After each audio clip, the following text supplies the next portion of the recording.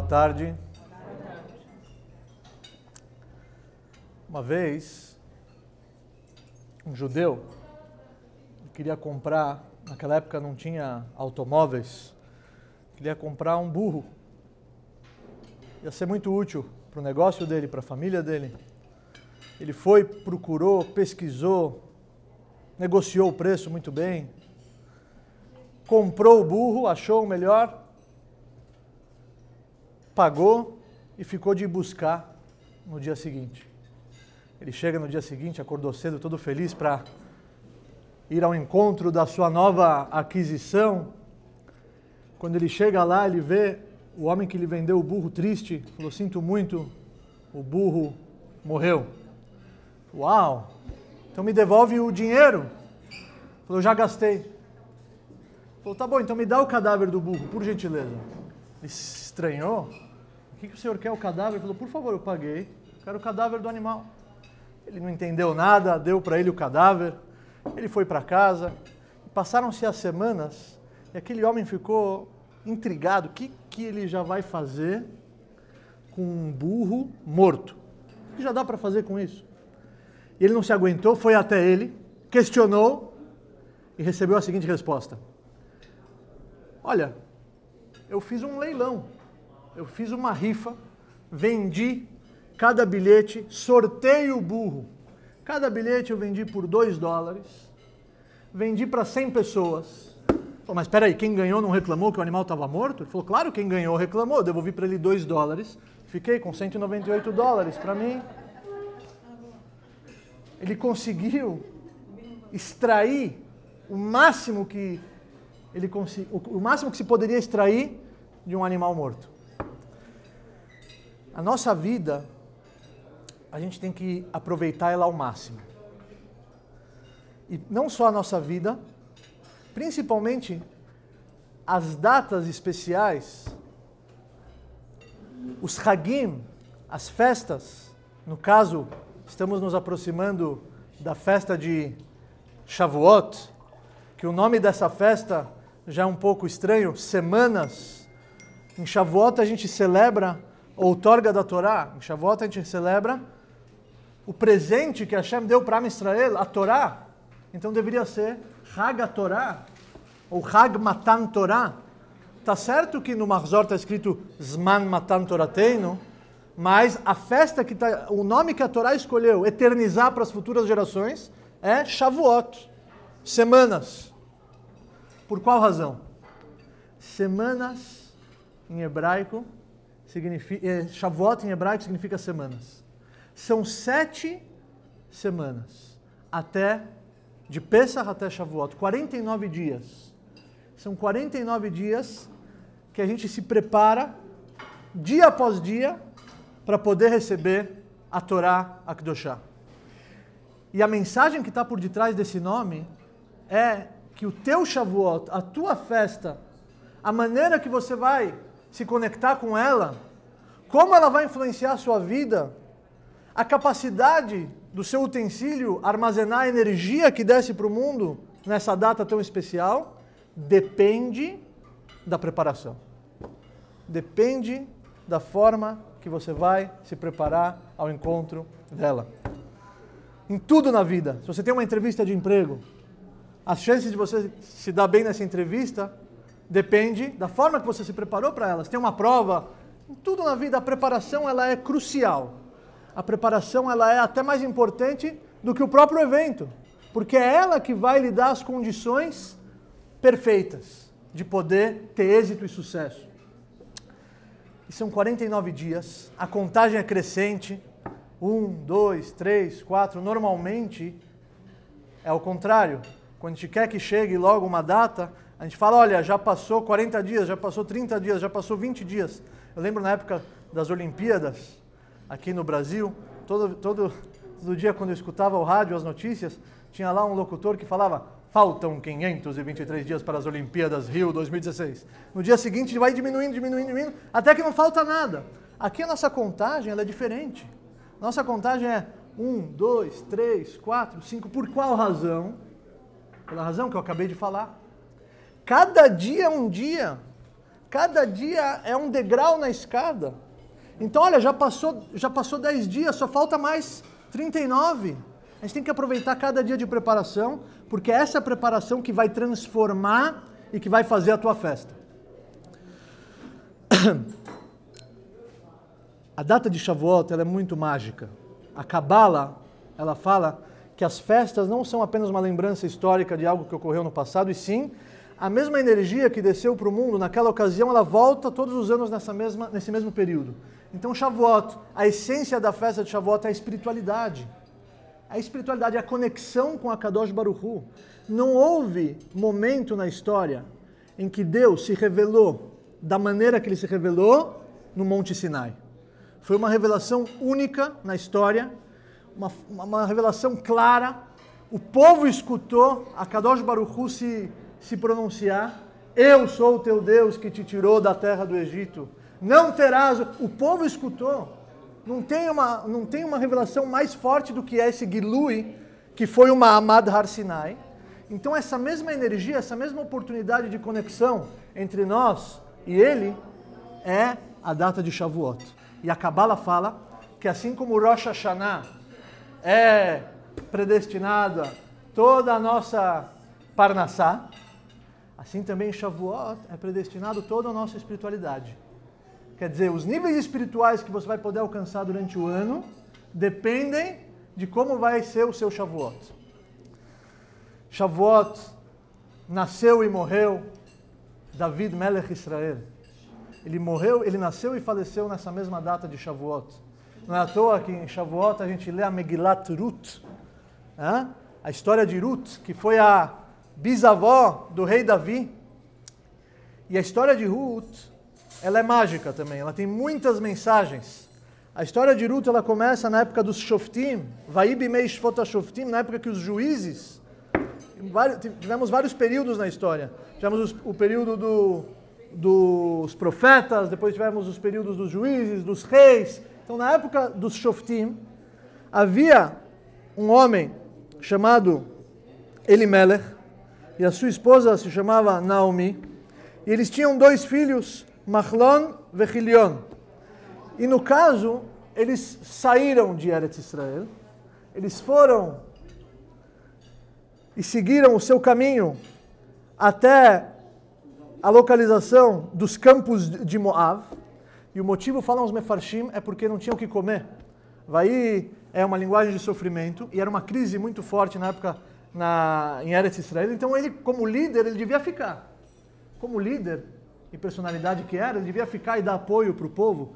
Então isso que ele foi embora com a esposa e com os filhos, isso lá em cima gerou uma acusação contra ele, e ele acabou sendo castigado. Ele acabou vindo a falecer. Os seus 2 filhos casaram com 2 princesas, com 2 moabitas. O nome da primeira era Orpá, e o nome da segunda era Ruth. E eles também cometeram um erro grave. Casaram com 2 moças de Moab, não judias. Vieram a falecer também. Sobrou quem no cenário? A sogra e as 2 noras. Ruth, Orpá e Naomi. E no caso, elas eram princesas. Elas eram filhas do rei de Moab, do Eglon, o rei de Moab.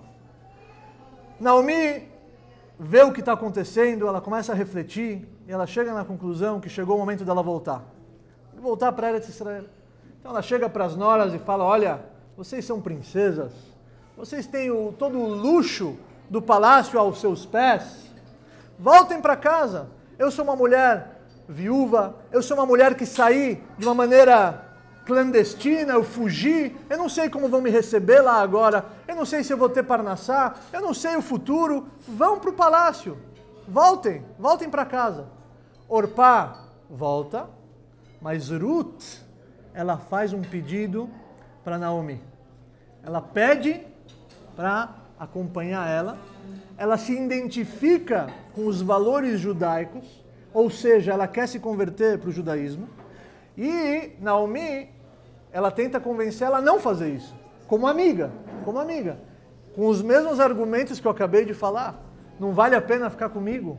Fora que o judaísmo, ele é um modo de vida muito especial, mas muito complexo. São 613 mitzvot, é uma maneira de se viver, uma maneira de enxergar o mundo. É um grande mérito, sim, mas é uma responsabilidade muito grande. E começou a dialogar com ela, mas Ruth, ela é decidida.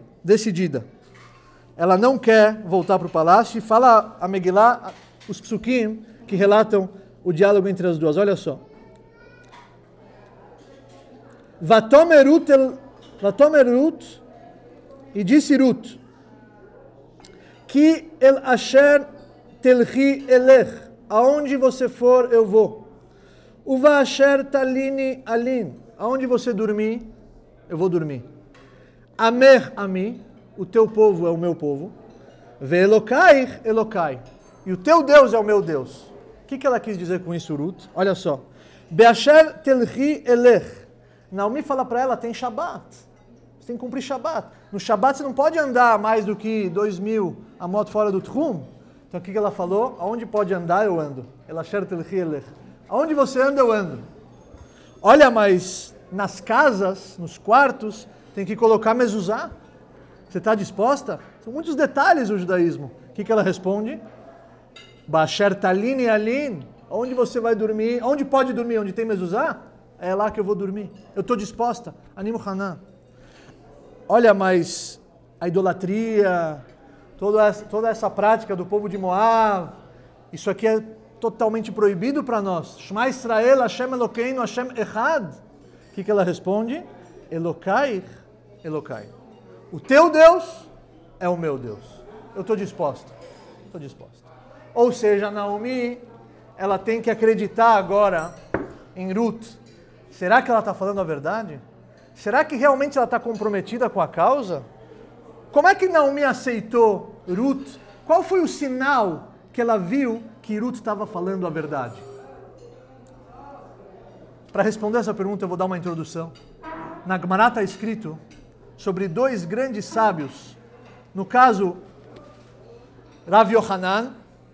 E nesse episódio em específico que eu vou contar para vocês, é o Reish Lakish, mas antes de virar o sábio Reish Lakish. O Reish Lakish, antes de ser o Reish Lakish que nós conhecemos na Gemara, ele era o chefe da gangue dos ladrões. Ele era o rei dos ladrões, o Reish Lakish. Ele era um marginal. E depois, ele, ao se encontrar com o Rav Yohanan, ele acaba adotando a Torá e as mitzvot e se tornando o grande sábio Reish Lakish. O Havruta de Rav Yohanan. O que fez ele mudar? Fala a Gemara. Yom Ahada, um dia, Hava Kasachei Rav Yohanan beyardena. O Rav Yohanan estava lá se refrescando no Yarden, no Rio Jordão. Hazia Reish Lakish veshavar leyardena avatrei. O Reish Lakish, ele viu de longe o Rav Yohanan e ele achava que era uma mulher. Porque o Rav Yohanan, ele era muito bonito. Ele tinha uma beleza única. Então o Reish Lakish viu de longe e achava que era uma bela dama. O que ele fez? Está escrito que Shavar le'Yarden avatrei. Ele saltou, ele atravessou o Yarden para se encontrar com essa bela donzela. Quando ele chega lá, Rav Yohanan é um homem, o que é isso? E aí ele fala para ele, como pode ser, você é um homem? Amarlei shufraik lenashai. A tua beleza é para as mulheres. E o que ele responde para o Reish Lakish? A tua força, ela tem que ser direcionada para o bem. Você tem uma força incrível. Você atravessou o Rio Jordão com um salto só. Essa tua força, está falando que a minha beleza é para as mulheres? Eu estou falando que a tua força ela tem que ser direcionada para causas nobres e não para roubo. E saiba, eu tenho uma irmã. Se você acha que eu sou bonito, ela é muito mais bonita do que eu. E se você me acompanhar e direcionar o teu potencial para o bem, eu dou ela para você como esposa. Reish Lakish aceitou a proposta, mas fala a Gemara, ele recebeu sobre si esse compromisso, mas fala a Gemara que quando ele foi voltar, ele já não conseguiu voltar da mesma maneira que ele atravessou o Yarden. Ele ficou fraco.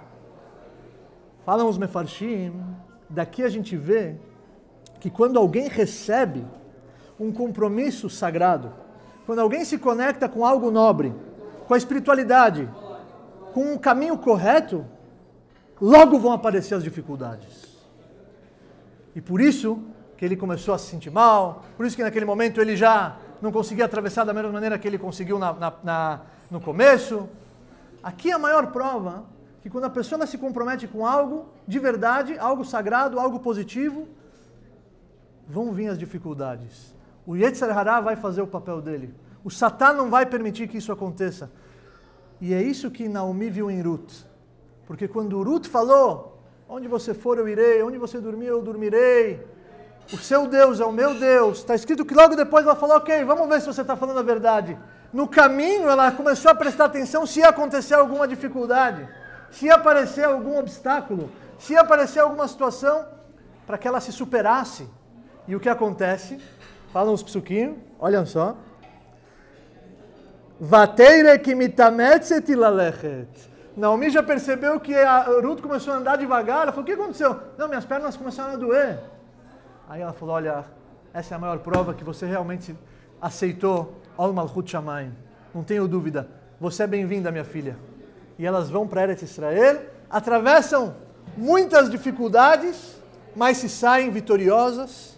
Elas, com muita fé, com muita perseverança, elas conseguem atingir seus objetivos. E Ruth acaba casando com Boaz, que era o juiz, que era o shofet.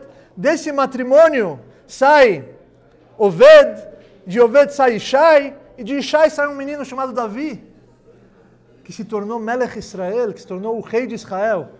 Uma das maiores personalidades do nosso povo foi o rei Davi, que escreveu os Salmos, os maiores líderes e inspirações do nosso povo.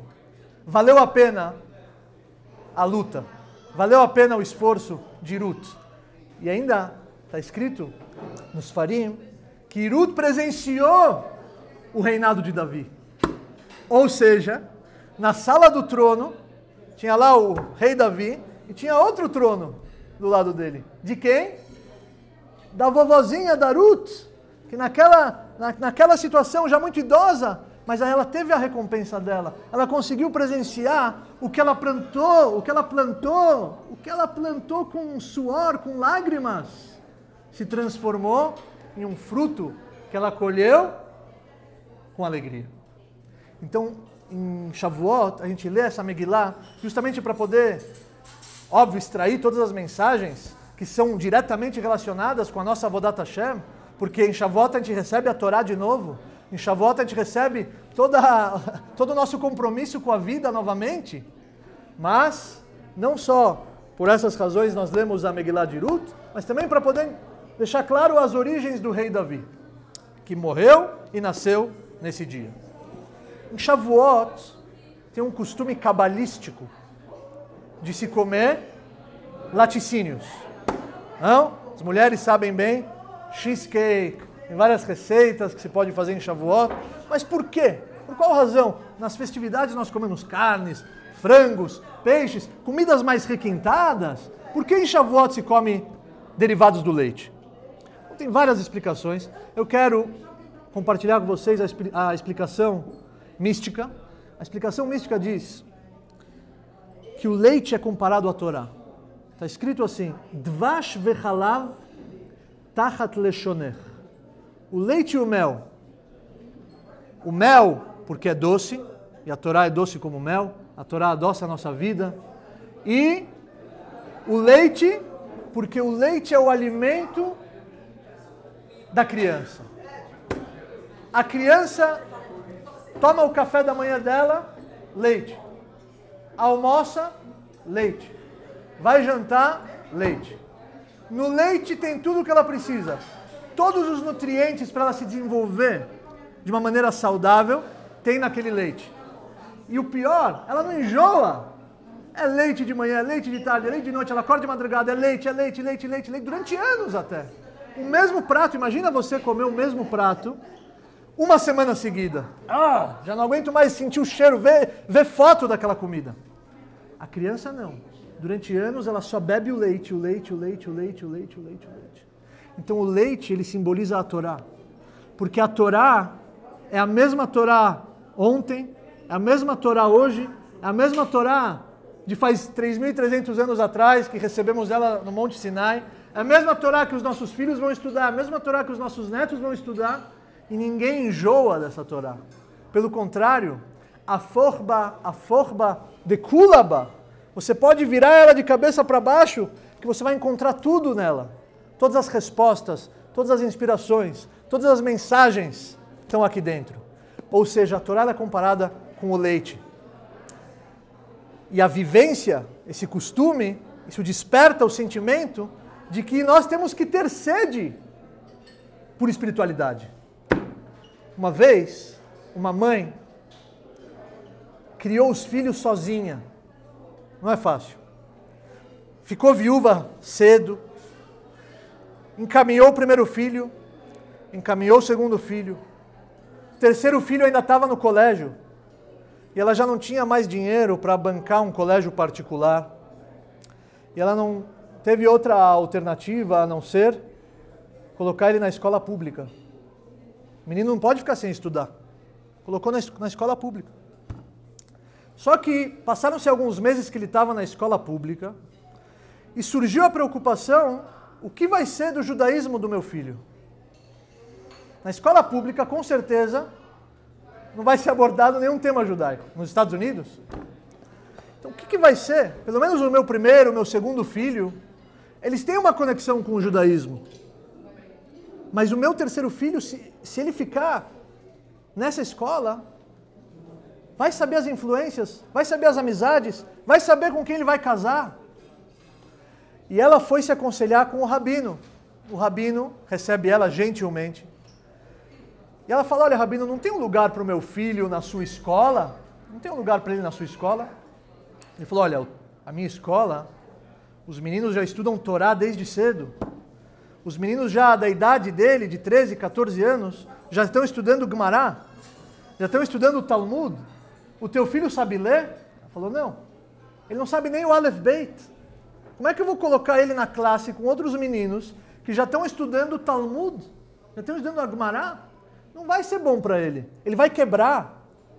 Não vai ser legal. Vamos procurar outra alternativa. Ela aceitou o conselho do rabino.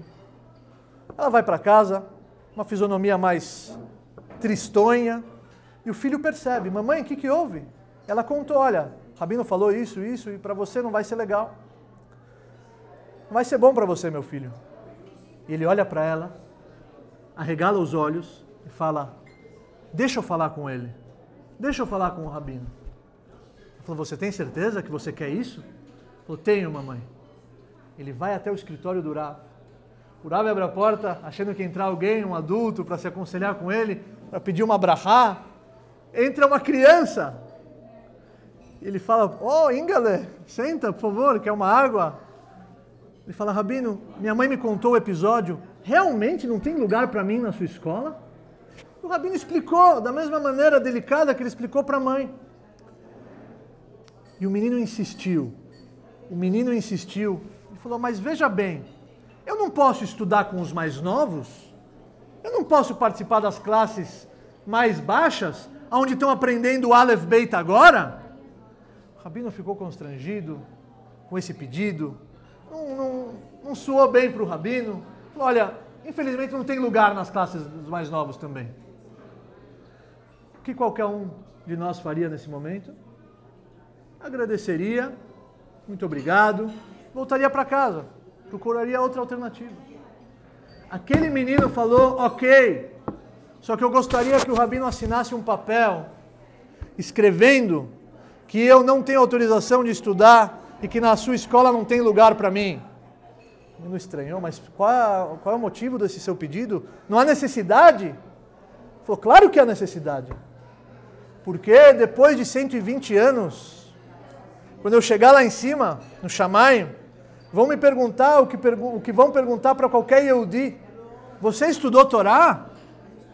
E eu não vou ter o que responder. Eu vou falar que não, mas eu preciso ter um argumento forte. Eu vou falar, eu não estudei, eu queria, mas não me aceitaram. Aquele rabino não me aceitou na escola dele. Naquele momento o rabino falou, parabéns, você está matriculado na nossa escola? Ele estudou com os mais novos, rapidamente começou a evoluir de uma maneira incrível, foi evoluindo. Hoje esse menino é um estudioso de Torá.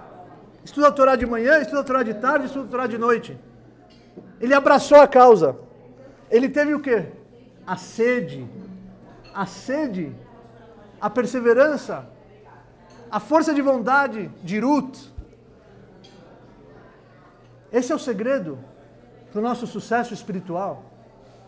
Eu estava dando uma olhada em algumas reportagens e eu vi que o presidente norte-americano, Abraham Lincoln, já ouviram falar de Abraham Lincoln? Abraham Lincoln foi um grande presidente. Ele fez história, uma personalidade. Acho que foi um dos principais presidentes dos Estados Unidos. Sabe quantas vezes ele perdeu a eleição? Sabe quantas vezes ele tentou ser presidente e não conseguiu? 10 vezes. 10 vezes ele perdeu para ele poder ser eleito presidente dos Estados Unidos. Isso abalaria qualquer um? Eu tentei uma vez, perdi a eleição. Segunda vez, perdi.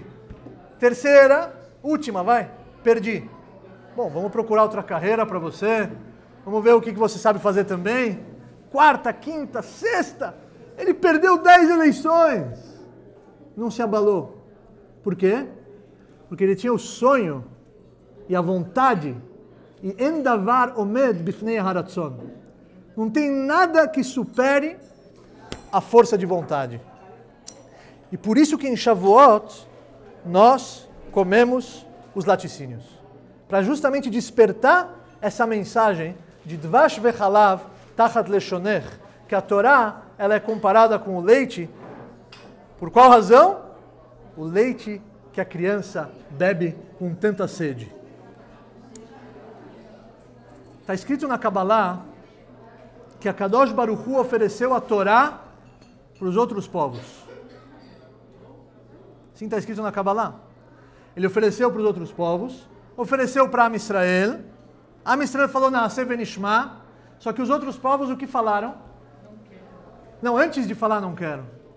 Está escrito que ele ofereceu para o Sar de Esav. Ofereceu para o anjo de Esav, que representa toda a cultura ocidental, Você quer receber a Torá? Qual foi a primeira pergunta? Maik Tivba. O que está escrito nessa Torá? Você vai assinar um contrato, você vai assinar sem ler as cláusulas? Não. Primeiro você lê, depois você assina. Então o Sar de Esav falou, Maik Tivba. O que está escrito nessa Torá? A Kadosh Baruch Hu falou para ele, está escrito Lotirtzach. Não pode assassinar. Naquele momento ele falou, thank you very much. Muito obrigado. Está escrito sobre a nossa nação, Al-Harbechat Ichye, nós vamos viver e sobreviver com a força da nossa espada. Ele vai para Ismael e oferece a Torá. Ismael faz a mesma pergunta. Maik Tivba, o que está escrito nessa Torá? E a Kadosh Baruch Hu responde, está escrito Lotignov, não pode roubar. Naquele momento ele fala, não é para mim. Não é para mim, a nossa sobrevivência, o nosso esquema, todo o sistema é esse. Lotignov, essa Torá não é para mim. Ele vai para Am Israel, ele vai para o povo de Israel, vocês querem receber a Torá? Am Israel nem pergunta o que está escrito. Eles já respondem, Naaseh, a gente já aceitou ela, Venishma, e depois a gente vai escutar o que está escrito. Porque se Hashem que está oferecendo, igual um médico, se ele te dá uma receita, um remédio específico, você vai perguntar para ele, como é que esse remédio funciona no meu organismo para poder tomar? Não vai pedir esse tipo de informação para o médico. É o médico que está receitando, eu vou tomar. Não tem ninguém com mais credibilidade do que o próprio Borei Olam. Am Israel fala, Naaseh venishma. A pergunta é, eu tenho uma pergunta. Por que a Kadosh Baruch Hu, quando ele vai oferecer para os Goim a Torá, ele responde com coisas que é justamente o desafio da vida deles. Poderia falar coisas mais belas. O que está escrito? Está escrito que tem que respeitar o pai e a mãe. O que está escrito? Está escrito, amarás ao próximo como a ti mesmo. Está escrito. Está escrito que não pode maltratar os animais. Tem outras coisas para ele falar o que está escrito. Tem outras coisas para ele responder sobre o que está escrito, sobre o conteúdo da Torá. Porque ele responde justo o que é mais difícil. Para o caso de Ishmael, Tignov, Lo Tignov. Para o caso de Esav, Lo Tirtzach. Sabem qual é a resposta? Porque esse é o papel da Torá na nossa vida. A Torá é a obra divina que transforma o ser humano. E só ela tem a força de nos transformar. E eu já vi pessoas nervosas, pessoas explosivas, começaram a estudar essa obra, se transformaram em pessoas tranquilas, pacientes, calmas. Eu já vi pessoas preguiçosas, que não tinham força para nada, começaram a se conectar com essa Torá, e a Torá transformou ele no primeiro a acordar, no primeiro a chegar na reza. Porque ela tem uma força divina. Por mais que nós vemos belos discursos no mundo lá fora, não tinha discurso mais bonito do que o da Alemanha, antes de estourar a guerra. Tinha fotos, eles eram vistos como o exemplo da sociedade. Olha o que eles fizeram. Aquele discurso transformou eles de alguma maneira.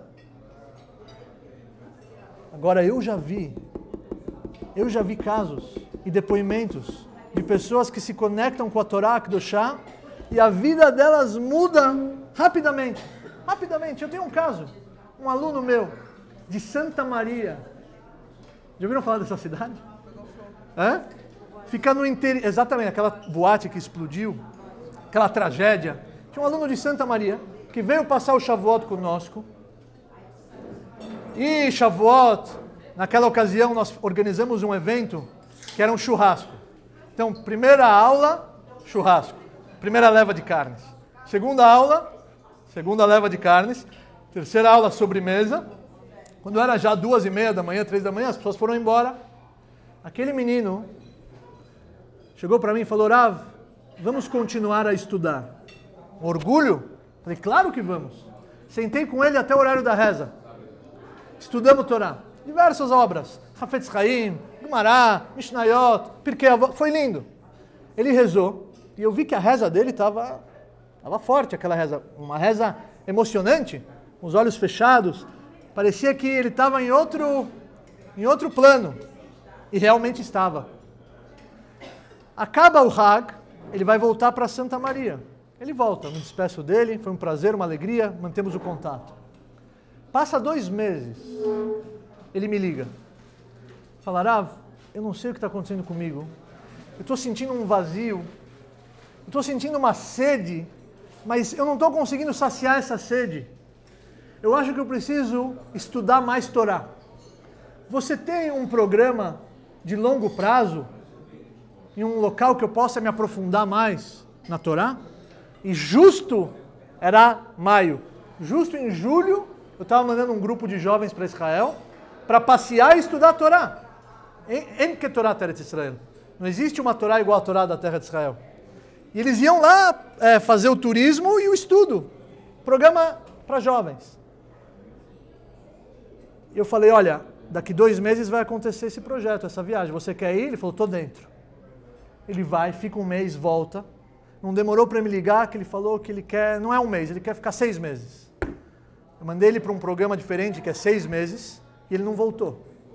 Hoje ele está casado, com filhos, um profissional, realizado, em Israel, feliz espiritualmente e materialmente.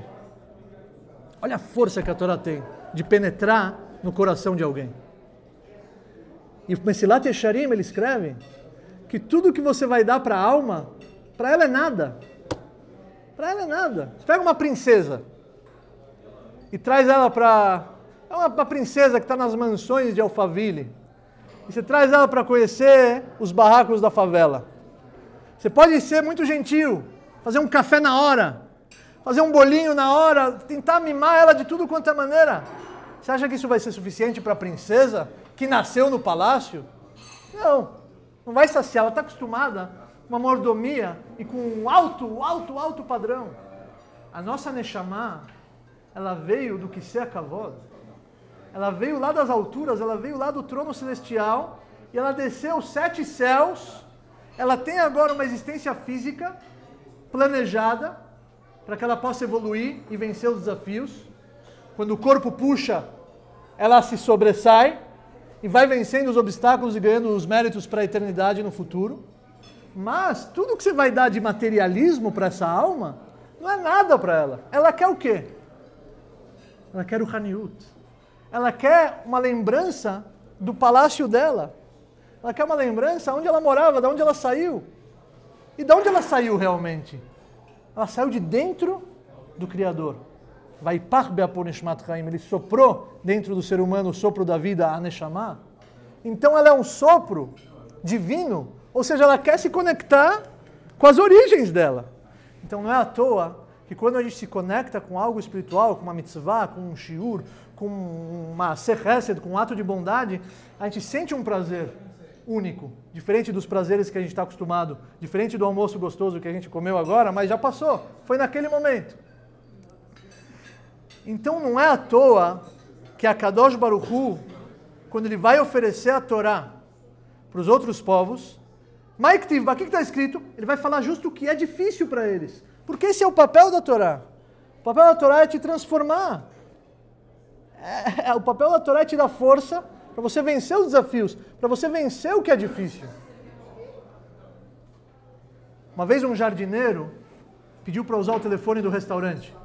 Ele entrou, eu posso usar o telefone? Falou, claro, por favor, uma ligação, por que não? Ele liga e fala, começa a conversar, e deu a entender que ele estava falando dele mesmo. Vocês não precisam de um jardineiro? Vocês não precisam de alguém para cuidar do jardim? E pelas respostas e a insistência dele, o outro lado estava negando. Desliga o telefone e o dono do restaurante ficou com pena dele. Puxa, tadinho, se eu tivesse um emprego aqui para você, mas infelizmente todas as vagas estão ocupadas. Mas não fique triste. O jardineiro falou, não estou triste, eu estou super feliz. Mas como assim? Você foi negado, você foi barrado. Ele falou, olha, escuta bem, eu sou o jardineiro daquela pessoa. Eu disfarcei a minha voz, justamente para ver se ele está satisfeito com o jardineiro dele. Qual é a maior prova que ele está satisfeito com o jardineiro dele? É ele não contratar alguém que vem se oferecer. Elogios, todo mundo gosta de receber. E é necessário receber elogios e elogiar aqueles que nós amamos. Mas, às vezes, as críticas são necessárias justamente para a gente saber aonde a gente tem que melhorar, aonde a gente tem que chegar, qual que é a nossa meta, aonde a gente já chegou. Ah, mas é muito difícil, mas esse é o papel da sua existência nesse corredor, nesse Olam Hazé. E a Torá, ela veio para te ajudar. A Torá, ela veio, a Kadosh Baruch Hu olhou para a Torá e criou o mundo. Moshe Rabbeinu, quando subiu no Har Sinai para trazer a Torá para Am Israel, os anjos não queriam deixar.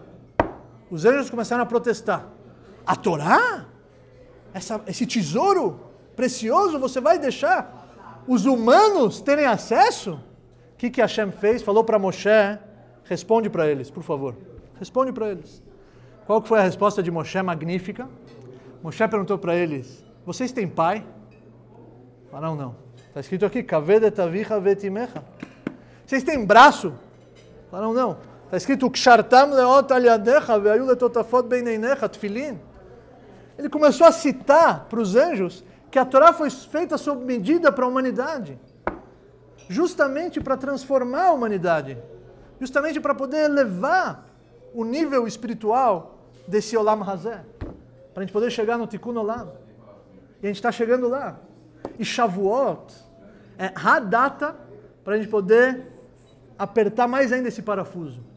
Shavuot é a data que o misticismo fala que a atmosfera é palpável. Você consegue, o que você demoraria, digamos assim, meses para alcançar em níveis espirituais, uma noite de Shavuot você consegue. Igual o atalho, você tem a estrada, 30 quilômetros para chegar, mas tem o atalho você chega em metade do tempo. Shavuot é um atalho espiritual.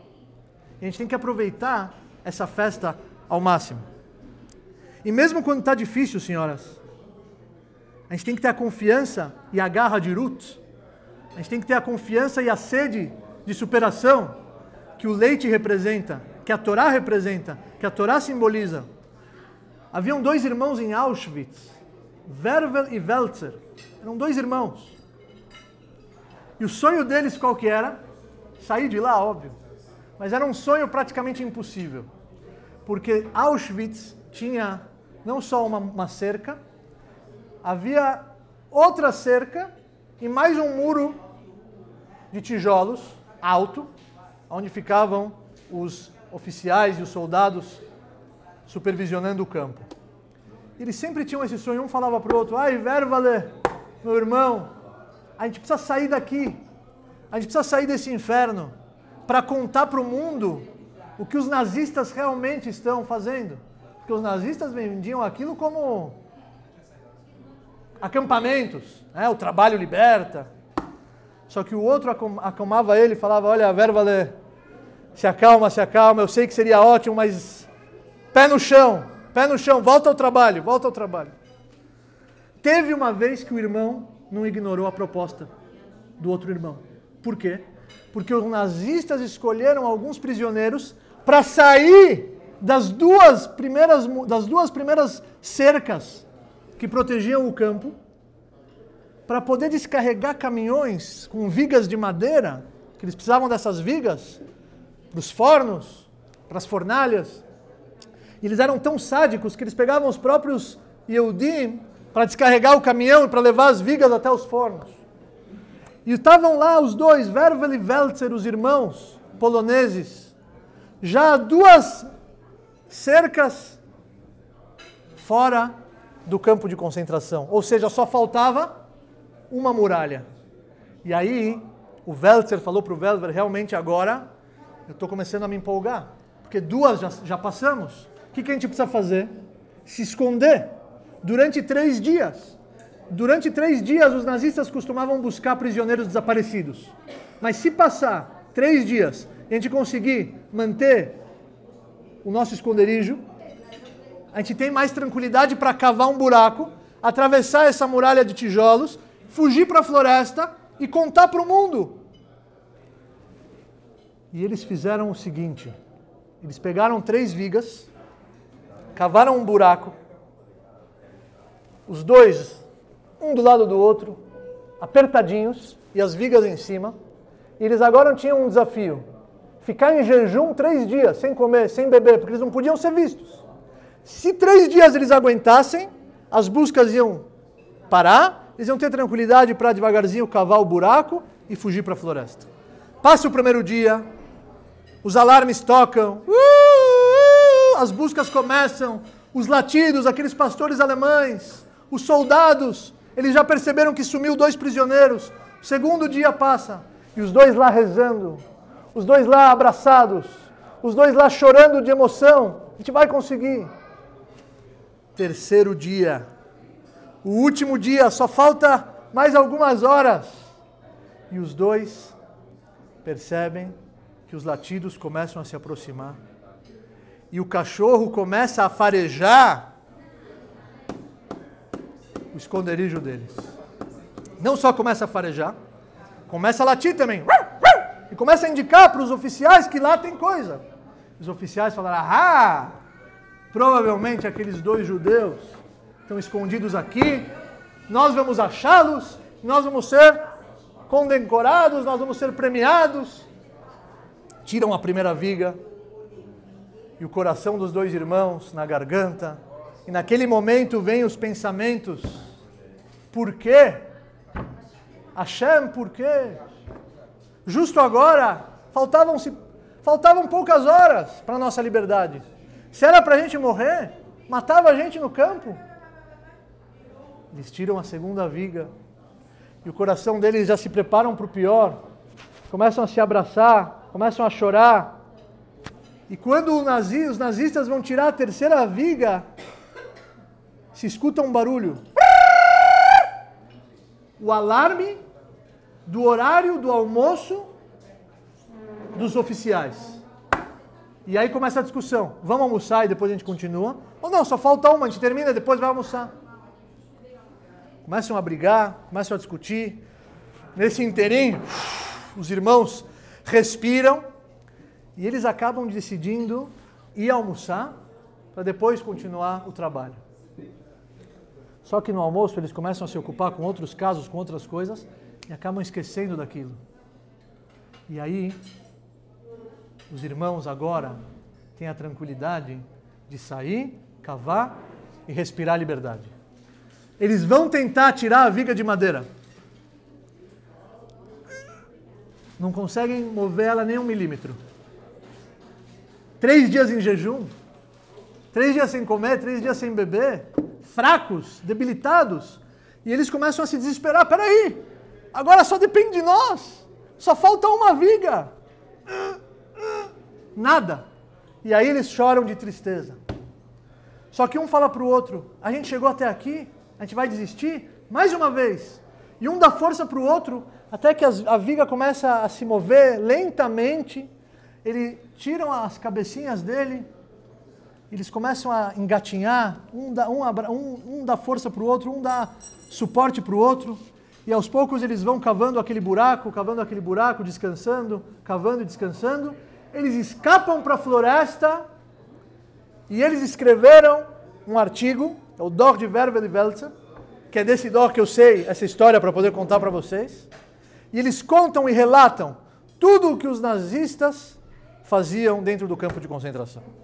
Só que o que mais me emocionou no artigo que eles escreveram foi o seguinte depoimento, preste atenção. Quando os nazistas descobriram o nosso esconderijo, era um inferno na nossa frente. O pior dos pesadelos. Porém, esse inferno era o nosso paraíso. Essa escuridão era a nossa maior luz. Porque se não fosse os 2 oficiais que tiraram as 2 primeiras vigas de madeira, a gente estaria morto debaixo da terra. Porque em jejum, uma já foi difícil, imagina se fosse 3. Muitas vezes na nossa vida acontecem coisas que é o pesadelo, que é a escuridão, que é o inferno. Mas é isso que vai te salvar. Fica tranquila. Logo você verá. Essa dificuldade ela é necessária, primeiro para te construir como ser humano. Segundo, para te dar méritos para a eternidade. E terceiro, para te levar em locais que você vai agradecer a Deus por Ele ter te colocado nessa situação no passado. Isso é Shavuot. Shavuot é a oportunidade. Shavuot é a festa. É o Hag. Recebeu o nome de semanas porque essa preparação ela é necessária. É o nosso utensílio. Se ele for assim, vai caber só isso. Se ele for assim, vai caber muito mais energia espiritual. E a gente tem que saber que não é à toa que a gente come leite, justamente para a gente poder despertar essa sede, essa garra, essa perseverança dessas personalidades que citamos hoje, Rei Davi, Ruth. Mas também a gente tem que saber que se está difícil, é porque você está na subida. Ninguém na descida precisa pedalar. Na descida é fácil. Se você está tendo que se esforçar e pedalar, essa é a maior prova que você está subindo. E por isso Hashem respondeu para eles o que era mais difícil. Lot ignov, lot tirtzach. Porque esse é o papel da Torá Kedoshá. A gente possa ter o mérito de Shavuot, recebê-la novamente, abraçar ela como nosso ideal de vida e aperfeiçoar cada vez mais nosso compromisso com a vida. Hag Sameach.